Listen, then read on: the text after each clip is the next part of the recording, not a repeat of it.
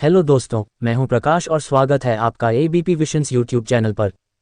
क्या आप जानते हैं, एक ऐसा आदमी जो कभी फौजी बनना चाहता था लेकिन किस्मत ने उसे फिल्मों में भेज दिया और उसने वो कर दिखाया जो बड़े बड़े स्टार्स अपनी पूरी जिंदगी में नहीं कर पाए।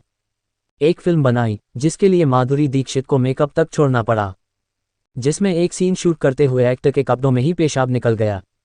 और इस फिल्म ने सवाल ऐसे खड़े किए जिनसे आज भी हमारे नेता और समाज आंखें चुराते हैं। ये कहानी है एक ऐसे सख्त ऑफिसर की जिसने दुश्मन को गोलियों से नहीं, अपनी सोच से मारा। सीमा पर नहीं, अपने घर गली मोहल्ले में छुपे दुश्मनों से लड़ा। उसने अदालत में खड़े होकर पूरा सिस्टम हिला दिया। क्या थी वो कहानी, किसने रोका, कैसे बनी और क्यों आज भी प्रहार एक आइकॉनिक फिल्म मानी जाती है? अगर जानना चाहते हैं तो इस वीडियो को पूरा देखिएगा। बीच में छोड़ा तो यकीन मानिए आप वो सच मिस कर देंगे जिसे कोई न्यूज़ चैनल या बायोग्राफी नहीं बताएगी। वीडियो अच्छा लगे तो लाइक जरूर करना। ऐसी कहानियां और चाहिए हों तो चैनल को सब्सक्राइब करके घंटी दबा देना, शेयर करना ताकि और लोग भी जाने कि देशभक्ति सिर्फ चिल्लाने से नहीं, सवाल पूछने से बनती है।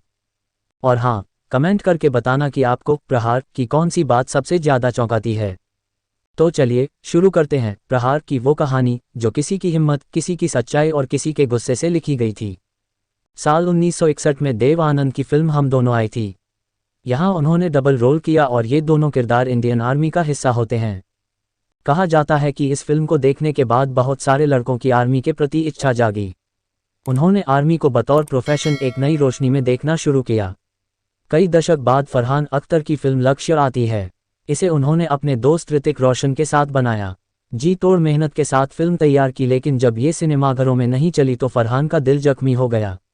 वो बताते हैं कि लक्ष्य की नाकामयाबी की वजह से डिप्रेशन में भी चले गए थे। कुछ साल बाद फरहान मिलिट्री एकेडमी में गए। वहां सीनियर ऑफिसर ने फरहान के सामने अपने जवानों से पूछा कि कितने लोग लक्ष्य देखने के बाद यहां आए हैं। इतने हाथ उठे कि फरहान के लिए गिनना मुश्किल हो रहा था। वो कहते हैं कि ये किसी भी बॉक्स ऑफिस के आंकड़े से बड़ा था। इस देश में आर्मी और वॉर पर बनने वाली फिल्मों की कोई कमी नहीं है।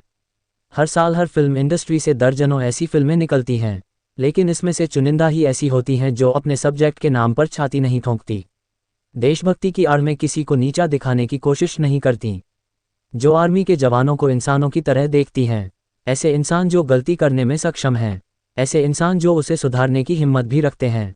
हम दोनों और लक्ष्य के बीच एक ऐसी ही फिल्म आई थी। हालांकि इसे वॉर फिल्म नहीं कहा जा सकता। इस फिल्म की दुनिया के किरदार बस आर्मी बैकग्राउंड से आते हैं।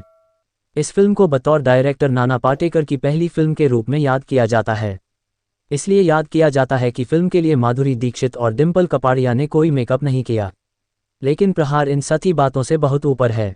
प्रहार एक ऐसी फिल्म है जो अपने मैसेज के जरिए जनचेतना को चैलेंज करने की कोशिश करती है, और वो भी बिना शोर मचाए। फिल्म में नाना पाटेकर ने मेजर चौहान का रोल किया। एक अपराध के लिए उसे कोर्ट में पेश किया जाता है। वो जज के सामने कहता है, हमें आर्मी में सिखाया जाता है सीमा को दुश्मन से बचाना, देश के लिए मर जाना। हमारे कुछ कर्तव्य हैं, मैंने उन्हीं का पालन किया है। मरने की कोई जायज़ वजह तो होनी चाहिए। हमारे लिए वजह है देश, लेकिन देश का मतलब क्या है? सड़कें, इमारतें, खेत खलिहान, नदियाँ, पहाड़, बस इतना ही। और लोग, वो कहाँ हैं? किसे बचाएं हम? सीमा पर तो हमें मालूम है कि गोली किस पर चलानी है। यहाँ जिधर भी देखो दुश्मन ही दुश्मन है, और दुश्मन फिर दुश्मन है। फर्क सिर्फ इतना है कि एक सीमा के उस पार, एक सीमा के इस पार, और इस पार का दुश्मन ज्यादा खतरनाक है। इसके बाद जज मेजर चौहान को असाइलम में भेजते हैं ताकि उनके दिमाग की जांच की जा सके। जज कहते हैं कि उन्होंने समाज सुधारने की गलती की है, ये काम नेताओं का है, इसे बिना किसी आईनी के कहा जाता है।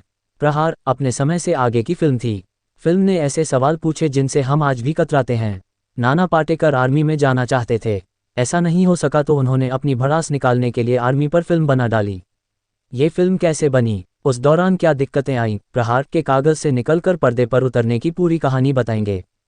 और सुनो, अगर तुम ये वीडियो बीच में छोड़ने की सोच रहे हो ना, तो एक बात याद रखना, प्रहार जैसी फिल्म को अगर तुम पूरा नहीं देखोगे तो तुम उस सच से वंचित रह जाओगे जो तुम्हारे अंदर का एक नया फौजी जगा सकता है। जो लोग प्रहार को बीच में छोड़ते हैं वो कभी सिस्टम से सवाल नहीं पूछ पाते, वो वही बन जाते हैं जिनसे मेजर चौहान अकेले लड़ रहा था। तो अगर तुम्हें भी लगता है कि तुम अलग हो तो साबित करो इस कहानी को आखिर तक देखकर। और हाँ, बीच में छोड़ा तो समझ लेना असली बात वहीं छुपी है जहां तुमने छोड़ा। तो वीडियो पूरा देखो, लाइक करो ताकि हम और ऐसे सच ला सकें, शेयर करो ताकि सबको पता चले कि असली देशभक्ति क्या होती है, और सब्सक्राइब करके घंटी बजा दो क्योंकि अगली बार तुम्हारे अंदर का डर हम यहीं मिटाएंगे। कमेंट करके बताना तुम कौन सा सिस्टम तोड़ना चाहते हो। प्रहार में नाना पाटेकर का किरदार मेजर चौहान एक सख्त ऑफिसर होता है।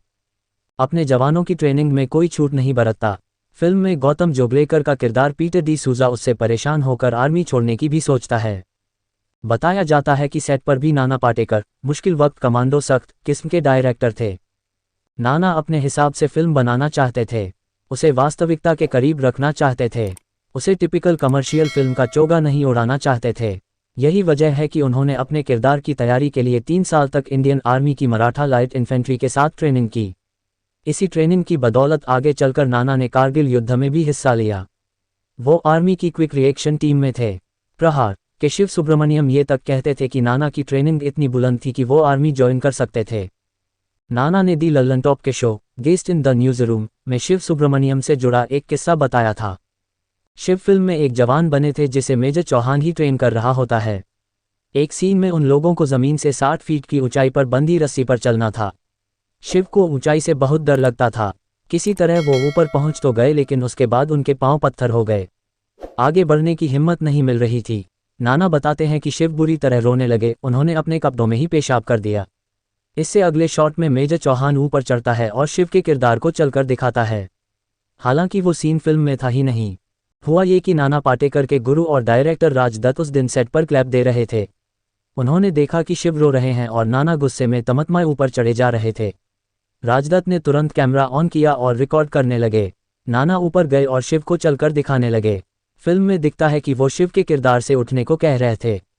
हालांकि वास्तविकता में नाना ने ऐसा कुछ भी नहीं कहा था। उन्होंने गुस्से में शिव को भद्दी से भद्दी गालियां दी थी जिन्हें डबिंग में हटा दिया गया। प्रहार का एक बहुत पॉपुलर और ज़रूरी सीन है।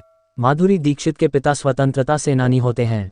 वो देखते हैं कि उनका बेटा मकरंद देशपांडे नशे में खर्च हो जा रहा है। उसे खुद से ऊपर उठकर कुछ करने में कोई रुचि नहीं। पिता को ताना मारता है कि जो इंसान अपने बच्चों को नहीं संभाल सका वो देश को क्या संभालेगा। इस पर पिता झल्ला कर घर से निकल जाने को कहता है। जोड़ता है कि इससे अच्छा तो तू पैदा ही नहीं हुआ होता। बेटा अपना जॉइंट रोल करते हुए कहता है। पिता के पास कोई जवाब नहीं होता। फिल्म में मकरंद के सिर्फ 2 सीन थे लेकिन उन्होंने अपने काम से दोनों ही सीन्स को यादगार बना दिया। हालांकि ओरिजिनली मकरंद ये रोल नहीं करने वाले थे। वो फिल्म में एक कमांडो बनने वाले थे। फाइनल भी हो चुके थे लेकिन किसी वजह से फिल्म आगे खिसक गई। इस बीच मकरंद को पीलिया हो गया। उनकी रिकवरी के बीच ही प्रहार की शूटिंग शुरू हो गई। मकरंद नाना से मिलने पहुंचे। बताया कि उन्हें शूट करने में कोई दिक्कत नहीं है, मगर नाना राजी नहीं हुए। उनका कहना था कि तू अभी रिकवर कर रहा है, ऐसी हालत में अगर कमांडो बनेगा तो मर जाएगा। तब नाना ने उन्हें माधुरी दीक्षित के भाई का रोल दिया। मकरंद ने एक इंटरव्यू में अपने सीन से जुड़ा एक किस्सा बताया था। जिस सीन में मकरंद अपने पिता बने अच्युत पोद्दार को ताना मार रहे होते हैं वहां माधुरी दीक्षित और नाना पाटेकर भी मौजूद होते हैं, लेकिन वो कुछ कहते नहीं। इस सीन के बीच में माधुरी की एंट्री होती है। मकरंद बताते हैं कि वो कुछ इम्प्रोवाइज करने वाली थीं, लेकिन उन्हें नाना पाटेकर ने रोक दिया। नाना ने कहा कि तू इम्प्रोवाइज मत कर वरना ये चिल्ला देगा। माधुरी ने साल 2000 में रेडिफ को दिए इंटरव्यू में इस फिल्म पर बात भी की थी। उन्होंने बताया कि ये बतौर डायरेक्टर नाना पाटेकर की पहली फिल्म थी। उन्हें सपोर्ट करने के लिए माधुरी ने ये फिल्म की। माधुरी ने अपने एक सीन पर कहा था, फिल्म में सिर्फ एक परफॉर्मिंग सीन था लेकिन वो ऐसा पल था जिस पर मुझे बहुत गर्व है। वो बहुत शांत और मार्मिक पल था लेकिन जब तक डायरेक्टर ने कट नहीं बोला तब तक मैं काम रही थी। देश क्या है? देशभक्ति की भावना के सही मायने क्या हैं? क्या एक फौजी का फर्ज सिर्फ उसकी वर्दी तय करती है? प्रहार ने ऐसे कई गहरे सवालों के जवाब देने की कोशिश की। साथ ही मेजर चौहान ने देश भर से अपील की कि हर नागरिक को 1 साल आर्मी में ड्यूटी देनी चाहिए ताकि वो ये समझ सकें कि आज़ादी सस्ते में नहीं मिली थी। प्रहार ने जिस सेंसिबिलिटी से अपने किरदारों की दुनिया, उनकी व्यथा दिखाई वो उसे आज भी एक रेलेवेंट फिल्म बनाता है। इसे आप YouTube पर फ्री में देख सकते हैं। तो अब सोचो, एक आदमी जो फौज में नहीं जा सका, उसने एक फिल्म से लाखों लोगों को वो एहसास दिला दिया जो शायद किसी ट्रेनिंग कैंप में भी ना मिले। नाना पाटेकर ने अपनी प्रहार से साबित कर दिया कि असली जंग सरहद पर नहीं, अपने अंदर, अपने घरों में, अपनी गलियों में लड़ी जाती है। कोर्ट में मेजर चौहान ने जो कहा था, सीमा पर तो दुश्मन दिखता है, यहाँ तो हर तरफ दुश्मन ही दुश्मन है, वो आज भी उतना ही सच है। लेकिन फर्क ये है कि उस वक्त मेजर चौहान अकेला था। आज तुम्हारे पास मौका है सवाल पूछने का, आवाज उठाने का, गलत के खिलाफ खड़े होने का। बस जरूरत है उस एक प्रहार की जो तुम्हारे अंदर से निकले। तो अगली बार किसी नेता, सिस्टम या अपने ही घर में कुछ गलत होते देखो तो चुप मत रहना, ताकि एक दिन किसी चौहान को कोर्ट में ये साबित ना करना पड़े कि देश सिर्फ जमीन का टुकड़ा नहीं, वो लोग हैं, हम हैं, तुम हो। अगर तुम्हें लगता है कि प्रहार ने तुम्हारे अंदर भी कोई सवाल जगा दिया है, तो इस वीडियो को लाइक कर दो, शेयर कर दो, ताकि और लोग भी जाने कि असली देशभक्ति क्या होती है। सब्सक्राइब करके घंटी बजा दो, क्योंकि अगली बार हम फिर मिलेंगे एक नई कहानी, एक नए सवाल और एक नए प्रहार के साथ। और कमेंट में लिखकर बताना तुम अपने अंदर किस दुश्मन से लड़ना चाहते हो, क्योंकि असली जंग अब शुरू हुई है और तुम्हें ही लड़नी है।